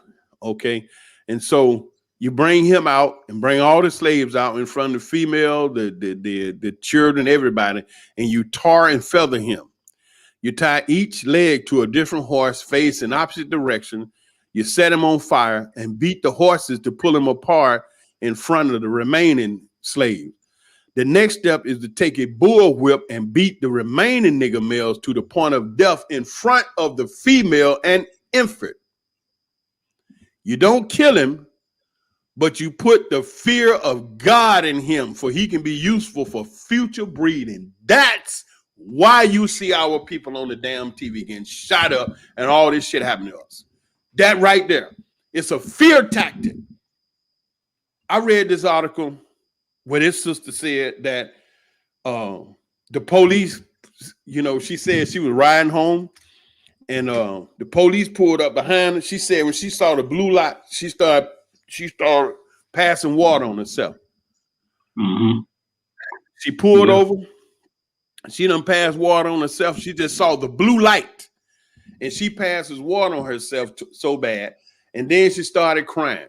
When the cop walks up to her car, white cop, he taps on the window. She said she was in such hysteric that she didn't even realize the cop was tapping on the window. So he tapped and hit. Finally, she looked around and he said, "Ma'am, would you roll your window down?"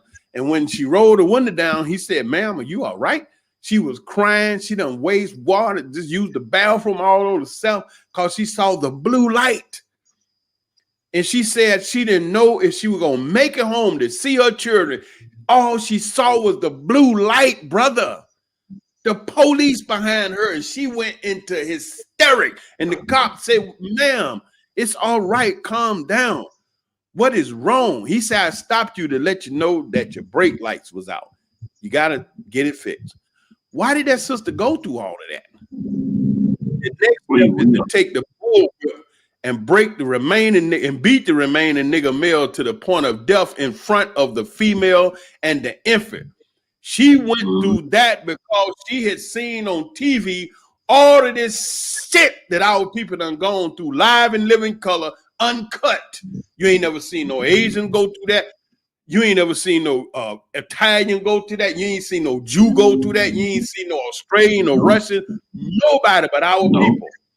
And so this same principle that they use to break our people and put fear in them hundreds of years ago, that is the exact reason why you can sit up on your TV and your children, everybody, and they don't even say, "Well, you can't watch this. Be careful because this is graphic." And you see the brother running away with a green shirt on from the cop, and you see him, bam, bam, bam, the brother drop. Like you watching a movie or something. This is live TV. Right. That is the very reason why they do that, to put fear in our people. And that's why when they say, "Huh, call the police," the breaking process of an African woman, take the female and run a series of tests on her to see if she will submit to your desires willingly. Test her in every way because she is the most important factor for good economics. You know what? I think I done gave enough for now. You know, I've been on here an hour and 27 minutes. That should be enough. We can come back if you don't mind. We can come back and get into we got to go through the breaking process of the African woman. We got to go through the Negro marriage. That should be real interesting. Warning, the possible interpolating negatives. Okay, control language. All right, and that'll be the end. But see, we got to get into this because there are a number of people that know about this document and have read it and probably haven't read it recently. But we got to start working on breaking this spell of this slave mind. You know, we got to get back to our Nubian consciousness. We have got to use the power to define and stop calling ourselves black people and understand that black has no standing at law, and understand that in their law books, there are no laws that they have to respect of any black man because you black, and begin to redefine ourselves. And for those that want to, it would be a beautiful thing. Yeah, you could use Nubian kings and queens, Nubian God, because you're connecting yourself with a land, language, and a culture that give you an identity. Black does not give you an identity. Black tells them that you nobody that they got to respect. And just like it says in the United Nations Office High Commissioner, black has no standing at law. In the United Nations Office of the High Commissioner on Human Rights, They don't have no obligation. Blacks don't have no obligation. They don't have no obligation to enforce, defend, or assert the right of a child as it relates to black children, black people. And because under the United Nations own charter, they are not human. So you have got to stop saying black people and start saying Nubian brothers and sisters. Or even if you don't want to go there, say indigenous brothers and sisters of that land. But as long as you leave the description of us as black, then you understand why they say you ain't nothing. And so now we can understand why we as a people need to stop saying black, Nubian brothers and sisters, Nubian kings and queens. It connects you back to a land, a language, a culture.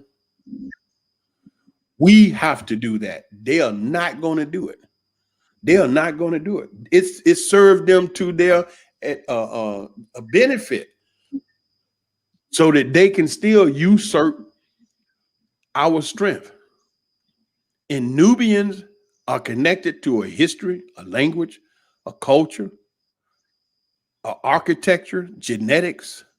All of these different things put you back into the land of the great continent Kush, before the white boy went down to Africana, and they named the continent after that white boy named Africana. They called it Africa, and giving him credit.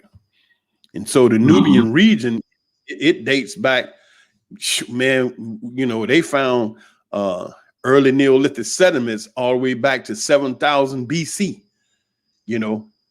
And so now let that begin to grow in the midst of our people. Okay.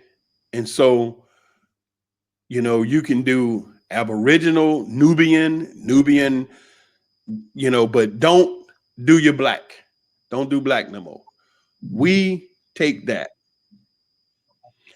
and we define ourselves and we stand before the world, you know. And you know, just like our sisters Absolutely. talking about Black Girl Rock. Why? We have an identity crisis. That don't even fit. Black Girl Rock. Why you got to stand up? Why? Just because you even say Black Lives Matter, what are you doing? You see how terrible it is? If you got to go and tell somebody Black Lives Matter, there's a major problem. If you got to tell somebody that, that's a major problem. You got to tell somebody Black Lives Matter.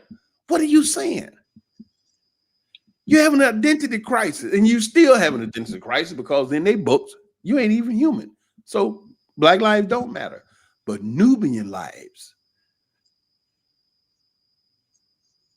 Okay, Aboriginal, Nubian, that's much, much better than black. Black girl. No, she ain't black. She cocoa. She mocha.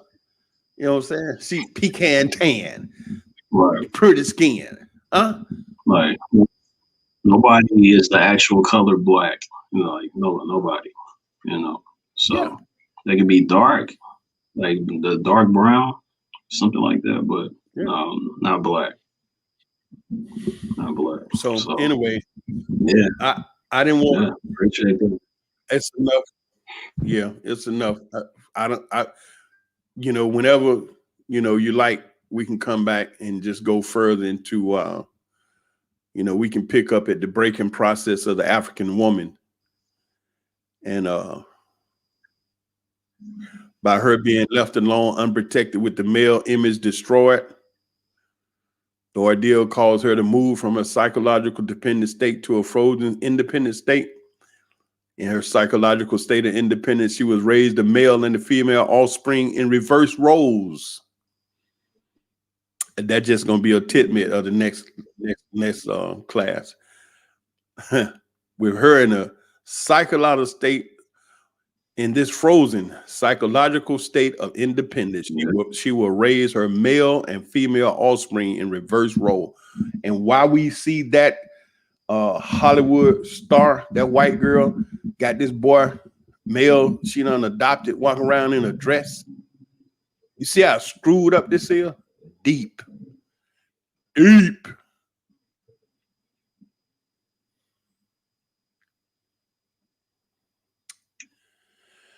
I think we lost I know the connection there. Let me see. Or maybe it's my connection. Can everybody hear me? We good? Can you hear me? Can you hear me? Yeah, I can hear you now. Okay. All right. Yeah, I was just saying that you know, we need, you know, if you know, whenever we had to continue on the breaking process of the African woman, the Negro marriage, interpolating negative control language, and that'll be this, the end of this document. And then when we get into the breaking process of the African woman, here's a quick snippet. It says, in this frozen psychological state of independence, she will raise her male and female offspring in reverse roles. There you go. There you go. So you know, it's like back in the day when I was coming along, they, you know, yeah, we done heard it takes a village to raise a child. But when I was coming along, we used to always say that a woman can't raise a son, you know, because you're a woman, you know. But they done shot all that to bits now. Now they got two female with you know, with children. It's all screwed up, all out of whack, you know. Then they got these little boys and dressing them up in dresses and putting bows in their hair, and they think it's cute. Totally tearing it up. And if it don't be somebody to come along and speak to these things with power and authority and with clarity, man, I would have to be on Uranus. You know, I'm not going to Mars because they trying to get up there. You know, I'll be the one be standing on Mars, and every time I see something fly down from Earth, I'll blow it out the sky. Ain't not your right. Right. Not today. Not today. Kaboom! Right. Like they should have did when Christopher Columbus was out there, should have sunk the boat out there in the water. But if I be on Mars, I see something flying down the sky, kaboom, you ain't gonna make it. You know, so I'm gonna say I'm going to Uranus, a planet nobody even talk about. Nobody say nothing. Because hey man, you know, I ask people, y'all want to go? And I'm not going on NASA or SpaceX equipment. It blows up too much. Now, if some brothers and sisters flying around out there like to shoot by here and pick me up, scoop me up, and give them a ride, I'm gonna talk to all my people. Hey, y'all ready to roll? Grab your little stuff. Let's go. Where we going? It don't make no matter. We getting the hell out of here. Right. I'm pretty sure we got the smarts to build something. You know, I'm pretty sure we can come up with spaceships and all types of things. You know, and just dash on Earth. That's a fact. Yeah, you know, this nuclear physicist named M.T. Keshe on his website is called the Keshe Foundation, and he's a nuclear physicist. His father, he's an Iranian nuclear physicist, and his father was a nuclear physicist also. And so this son, he says that he can build a spacecraft that can, you know, offer plasma energy. And when I first started studying M.T. Keshe, he explained that, look, the planet is moving through space. Okay. Do you see wings on it and a big engine blowing the planet around space? No. He said, so how is it moving? Magnetism. Okay, so we dealing with magnetism and we dealing with gravity. Two things that we are constantly surrounded with, constantly affected by, that we don't have no understanding about it. Gravity and magnetism. So he says he's broke the code and he understands clearly. And so the last I heard about him, He was down in Ghana building a space portal in Ghana. Then he gave technology that was so far advanced from every technology that's known to man, that what he did, he gave it to all the nations, America, Israel, China, Japan, Russia, Australia. He called them all together and he gave it to them. Now, of course, Israel and America was pissed because he did that. Why?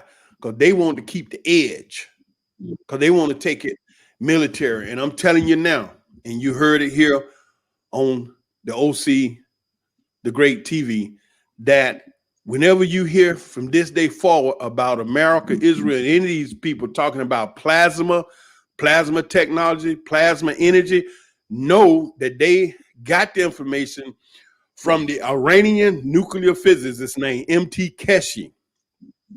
And what they're going to do, they've been working on building military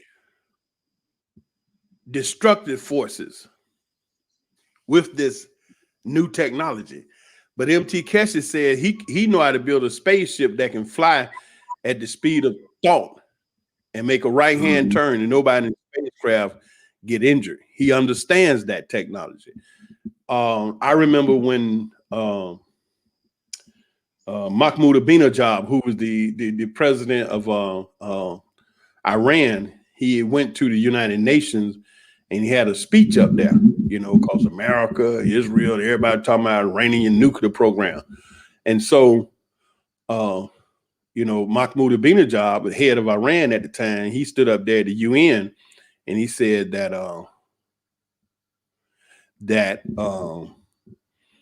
y'all say that we ain't trying to build a nuclear missile. He said, no, we not trying to do that. And just before he turned and walked off the stage, he looked back and said, we don't have to. And a few days after that, Iran shot a missile into space. And America saw it on their radar. And 5 seconds later, it was in deep space, past all the satellites. 5 seconds.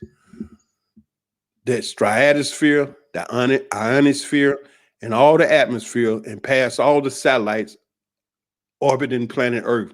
In 5 seconds, that rocket was in deep space. 1001, 1002, 1003, 1004, 1005. It's gone. Past all these satellites. America saw it on their radars as a glitch. Poof, it's gone. America went in and invaded Iran, have they? And it got reason why. So anyway, I just dropped that. But I know that, you know, when I made that comment about a woman can't raise a man, is, you know, that's some old school stuff. Some of our listeners, I know they're young and they don't have no idea what I'm talking about. I'm not trying to be offensive. So bad. I'm not trying to be whether we're on a mess. Say what? Most likely. Say that again. Kicking in and out. Can you hear me? Still there? Hello.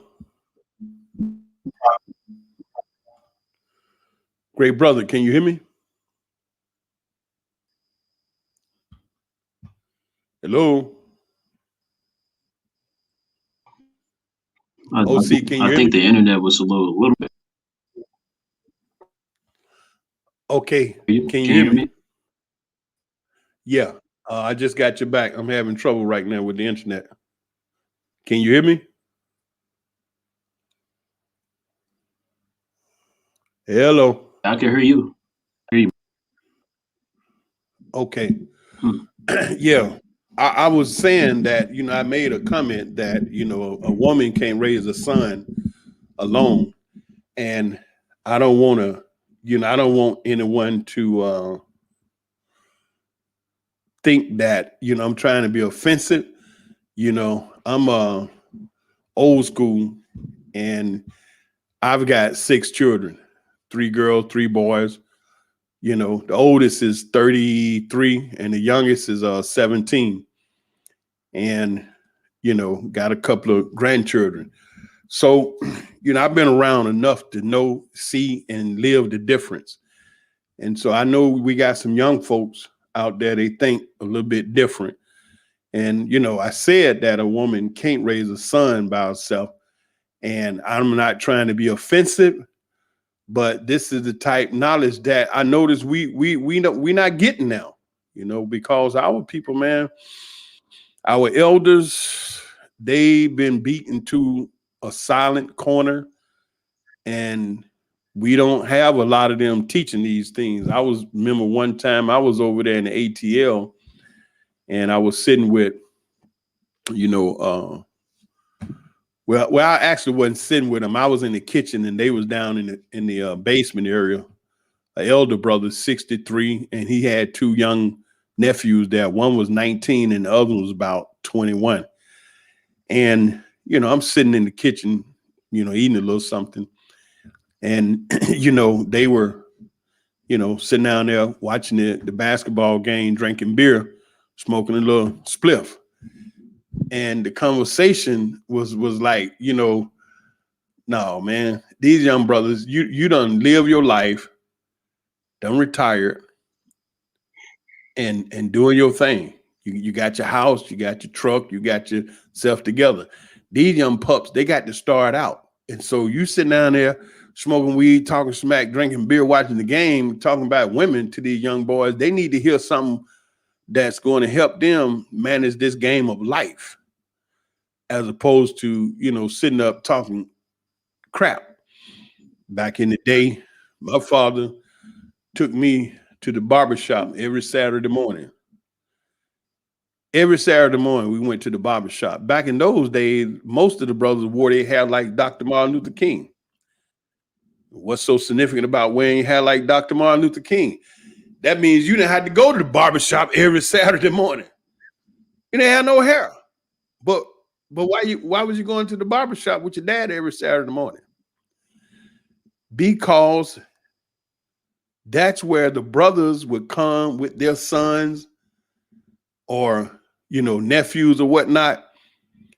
And those brothers would talk so much stuff, but they was teaching us, putting a spirit in us. And they talked about life. You know, they talk about what you need to do to be a good man. They talked about how you manage a family. They talked about how you deal with your wife, and they bragged about the things that they did for their families. Oh, they went to Six Flags Over Joy. They went to Callaway Garden. They went to Busch Garden. You know what I'm saying? They went to a picnic. They went to a concert. They bought a dress for the wife, some shoes for the children. And these brothers made being marriage look so daggone good. I'll never forget. I was about 7 years old. One day I went to my mother. I said, Mama. She said, yeah, baby. I said, Mama, I want to get married. I'm 7 years old. She looked. She said, what? She said, boy, get out of here. What you talking about? You want to get married? But see, what the brothers was doing was they were talking about being married, being a man, you know, the responsibility of being a man. They made it so daggone beautiful that at 7 years old, I told my mama, I want to get married. You know, that's what the elder brothers did for us. You know, they talk. You know how brothers, you know, we get together, we laugh and be joking, and, you know, you be making fun of it, but you're really teaching. And so the effect that it had on me is when I was 7, I remember telling my mama, I want to get married. You know, and that's where I got it from, the barbershop. They taught you about working, being responsible. They taught you about when you get your paycheck, you go home, you sit down with your wife, you go over everything that you need, you know, for the family first. You know, it's the family. You know, first it's the family. Then, you know, if it's a few coins left for you, yay, you know, you can go do what you got to do. You know, ain't no going out gambling your money away. So these type things is what we learn. And now, you know, my objective is to share information that I honestly want to, you know, that share things, you know, with our people that we can begin to tap into our strength and get our power back. That's why I'm here. Great brother, you there? I done lost you, man. Yeah, apologize for that. I don't know what happened. You're there, so apologize, good people. Let me bring the brother back in. Hello? And we having a rough time tonight, ain't we, bro? Anyway. Yeah, we're still alive, brother. I don't know what happened, but it's thunderstorming out here. So, I guess it has something to do with it. I don't know. Okay. I just I wanted the people to know that the reason why I share these things is that I believe that we can reconnect to our power and our abilities, but we got to clean out some things in our thinking that is going to allow us to be able to get to that. So if you want, don't mind, we can come back and finish dissecting this document so that we can see exactly what's happening with our thinking process, and then begin to replace these things. We may have to shut it down tonight. Okay. May have to shut it down tonight. All right, great brother.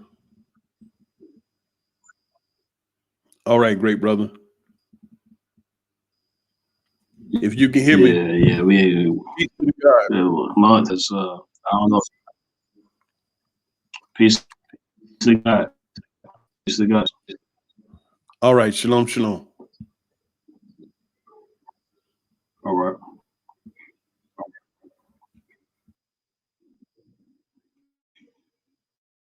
Yeah, apologize.